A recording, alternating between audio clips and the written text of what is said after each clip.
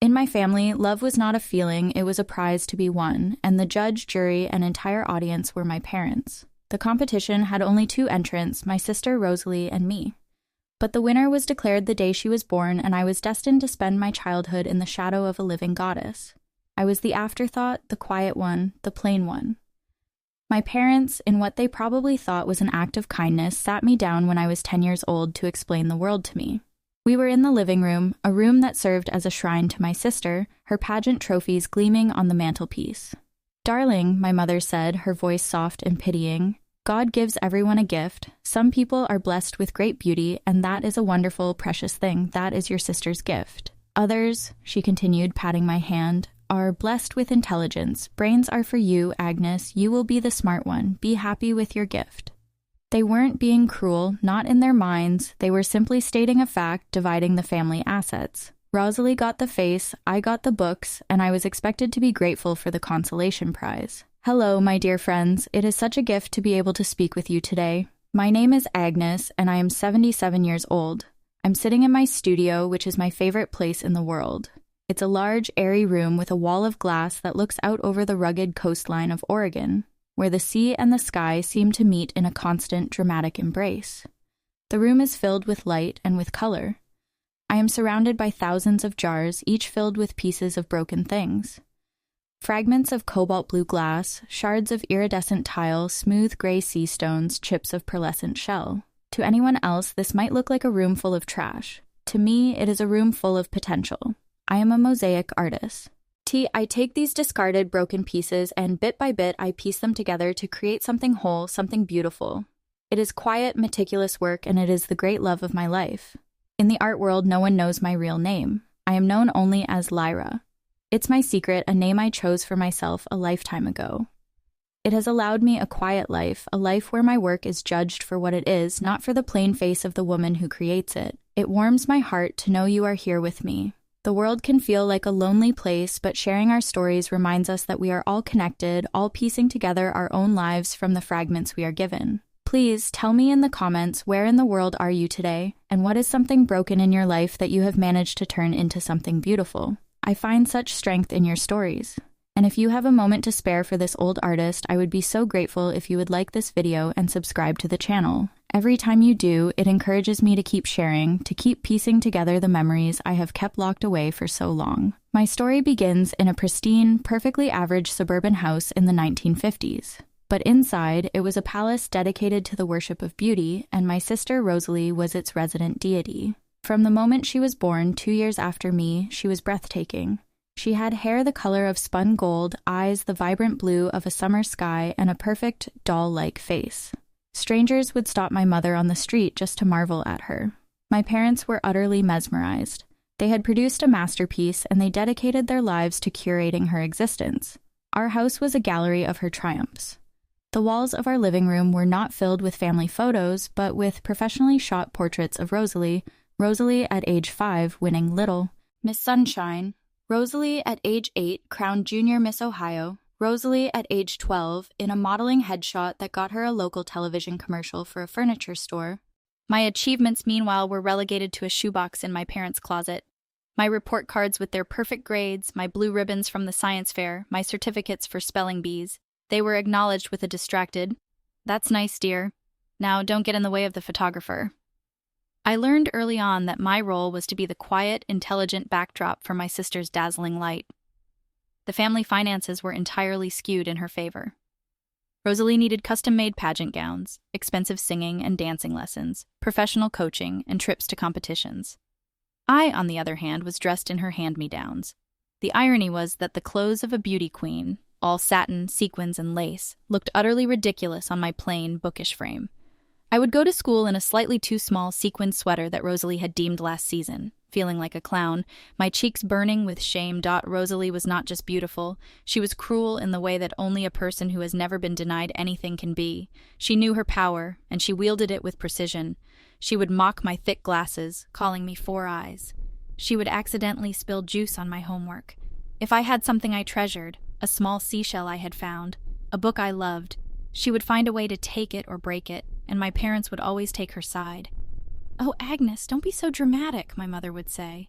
"You know Rosalie didn't mean it. You can get another book. Your sister is getting ready for a competition. She's under a lot of stress." Rosalie was never held accountable. Her beauty was a shield that deflected all blame. And so I retreated. I built a fortress for myself made of books and silence. The local library was my sanctuary. While Rosalie was at dance practice, I was traveling the world with Marco Polo, solving mysteries with Sherlock Holmes. The ultimate expression of our family's dynamic came on the night of our high school prom. Rosalie, of course, was the reigning queen of our school. Her date was the captain of the football team, and she was a shoo-in for prom queen. The weeks leading up to it were a whirlwind of dress fittings and hair appointments for her. I had no intention of going. I had no date, and the idea of standing in the corner watching my sister hold court was my idea of torture. But my mother insisted. "Of course you're going," she said. "It's a rite of passage, and we can't have people thinking the Sterlings snubbed the prom." My attendance was not for my own enjoyment. It was a matter of public relations for the family. They forced a distant, deeply uncomfortable cousin to be my escort. My mother altered one of Rosalie's old gowns for me, a frilly pink monstrosity that made me look sallow and awkward. The night was as miserable as I had imagined. I watched from a corner table as Rosalie was crowned prom queen, a glittering tiara placed on her golden hair, the entire gymnasium erupting in applause. She looked like a princess from a fairy tale. I felt like an ugly stepsister. I slipped out early, my cousin more than happy to be rid of me. I walked home, the sound of the music fading behind me, my cheap corsage already wilting. I went to my room and pulled the box from under my bed. I took out my most recent creation, a small mosaic of a bird in flight made from pieces of a broken brown bottle and a single iridescent piece of a mother-of-pearl button. I held it in my hand, tracing the lines with my finger. The world could have its prom queens, its trophies, its glittering crowns. I had this quiet, secret beauty that I had made from the world's leftovers. And as I sat there in the dark, in my ridiculous pink dress, I made a promise to that small mosaic bird. One day I would fly. Arriving on campus was like stepping out of a dark room into the sun. The feeling of anonymity was the most profound luxury I had ever experienced. Here, I was not Rosalie's plain sister. I was just Agnes, a face in the crowd, a name on a class roster. I could be anyone I wanted to be. I excelled in my literature and history classes, but my true awakening happened by accident. To fulfill a required credit, I signed up for a basic design and color theory class in the art department. The moment I walked into the studio, a chaotic, wonderful space that smelled of turpentine, clay, and possibility, I felt like I had come home. The professor was a man named Alistair Finch, a whirlwind of tweed and wild gray hair with eyes that saw more than most. He didn't see an awkward, quiet girl. He saw how I arranged colors, how I instinctively understood texture and form. One afternoon, I gathered the courage to show him the small secret mosaics I had brought with me from home, the ones from the box under my bed. I unwrapped them from their tissue paper and laid them on his desk, my heart pounding with the fear of being ridiculed.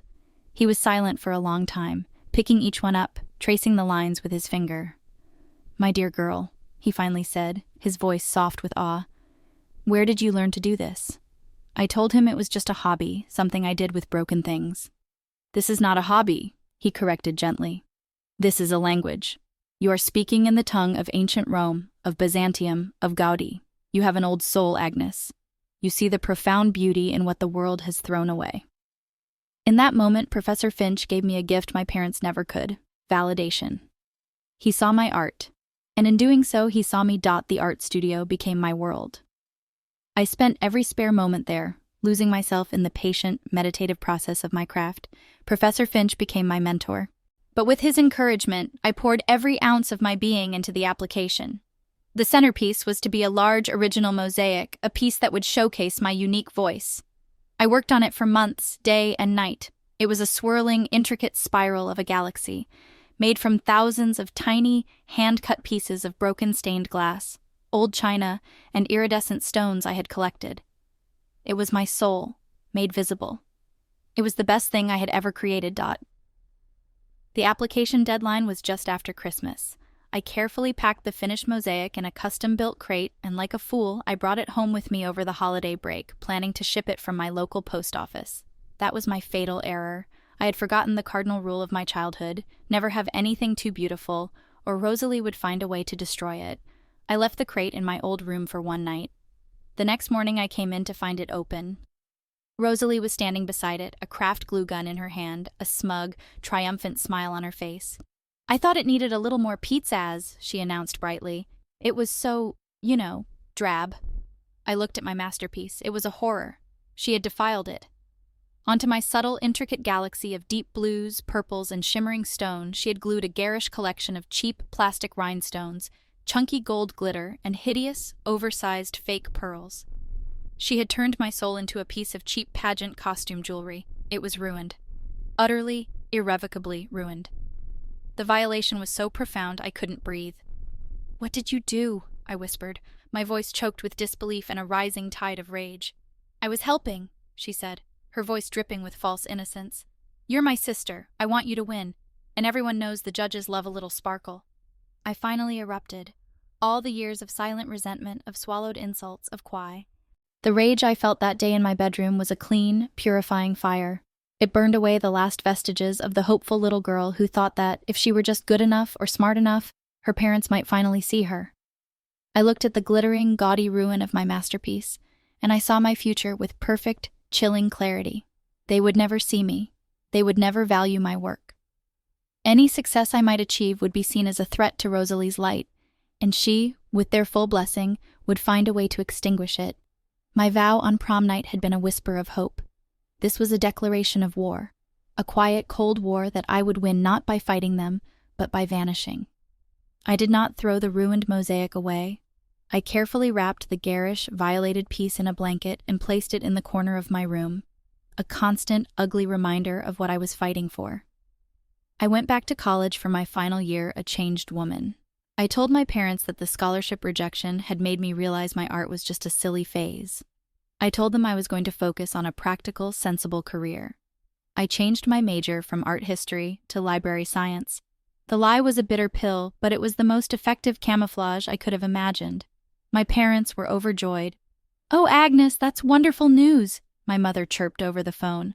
"A librarian! What a respectable, quiet profession. You've finally come to your senses. We were so worried you'd end up as one of those starving artists." They were so relieved that I had accepted my designated role as the sensible one that they stopped paying attention to me completely, which was exactly what I wanted. My life became a study in deception. By day, I was the diligent library science student, learning about the Dewey Decimal System and archival methods, but by night I was in the art studio, working with a feverish intern. Finally, I needed a destination. Professor Finch told me about the burgeoning art scene in New York's Greenwich Village, a place where new, unconventional artists were starting to make a name for themselves. He gave me the names of 2 small, independent gallery owners he trusted. "Don't send your real name," he advised. "Write to them as Lyra, send photographs of your work, be professional, be mysterious." I spent weeks composing the letters, my hands shaking as I typed. I was creating my own myth. Giving birth to an artist who had no family, no past, only her work. Graduation day was a surreal performance. My parents and Rosalie came, beaming with pride. Rosalie was at the peak of her local fame, her face on a billboard for a regional car dealership we had to pass on the way to the ceremony. She was beautiful, arrogant, and utterly bored. My parents were just happy that their difficult, artsy daughter had finally completed her sensible degree. "We're so proud of you, dear," my father said, patting my shoulder awkwardly. "Now you can come home, get a nice, quiet job at the town library. You'll be so settled." My mother added, "And you'll be here to help me around the house. Rosalie is going to be spending so much more time in New York, you know. Her career is really taking off. It will be so good to have you home." The casual, unthinking cruelty of it almost made me laugh. They had not seen me at all. They had looked at me for 22 years and had never once seen the person standing in front of them. Their vision of my future was to be my sister's discarded understudy and my mother's unpaid companion, a quiet, sensible ghost haunting the halls of their perfect house. I smiled and nodded, playing the part of the dutiful daughter one last time. "Yes," I said, "that sounds lovely." That summer was the longest of my life. I went home and pretended to apply for local. The bus ride to New York was a 17-hour journey from one planet to another. I arrived at the Port Authority bus terminal in the gray light of dawn, a single, insignificant soul in a chaotic river of humanity. The city was a roaring, vertical beast of concrete and noise, and I had never felt so small or so profoundly free. My entire worldly possessions consisted of 2 suitcases, a few $100s earned from drudgery, and a burning, desperate need to create a life that was my own.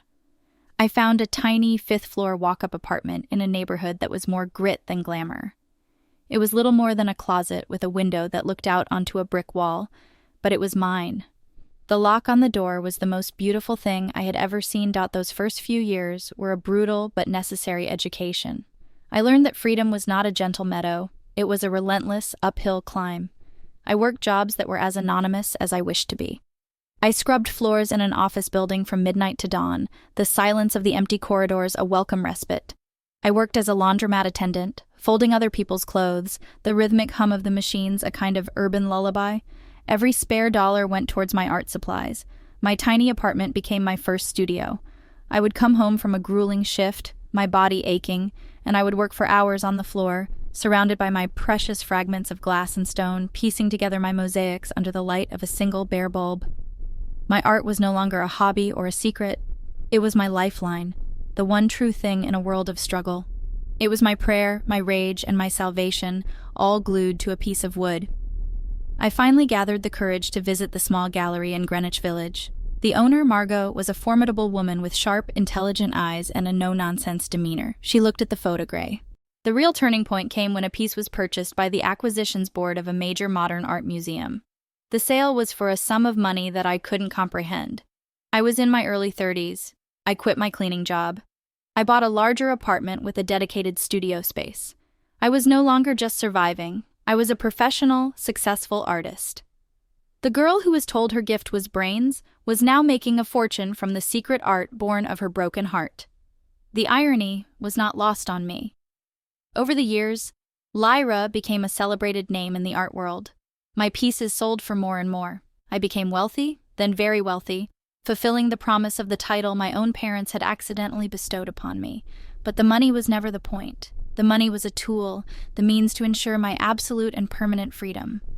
I bought my studio on the Oregon coast, a sanctuary where I could work in peace, where the only audience was the sea and the sky. I never went back. I never contacted them. My anonymity was my shield and my power. Through a discreet lawyer, I kept a distant clinical eye on my family.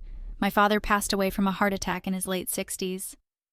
Rosalie's modeling career, so dependent on the fleeting gift of youthful beauty, faded. She married a wealthy man, had no children, and divorced him a few years later, living out her days in a state of restless, bitter luxury, forever trying to recapture the glow of being the most beautiful girl in the room. My mother passed away in her early 80s. Their obituaries never mentioned a second daughter. As far as the world was concerned, Agnes Sterling had simply vanished after college. In a way, she had. Lyra had been born from her ashes. And so, my dear friends, we arrive back in this room, this place of light and peace. My life has been a mosaic. It was built from the sharp, painful fragments of neglect,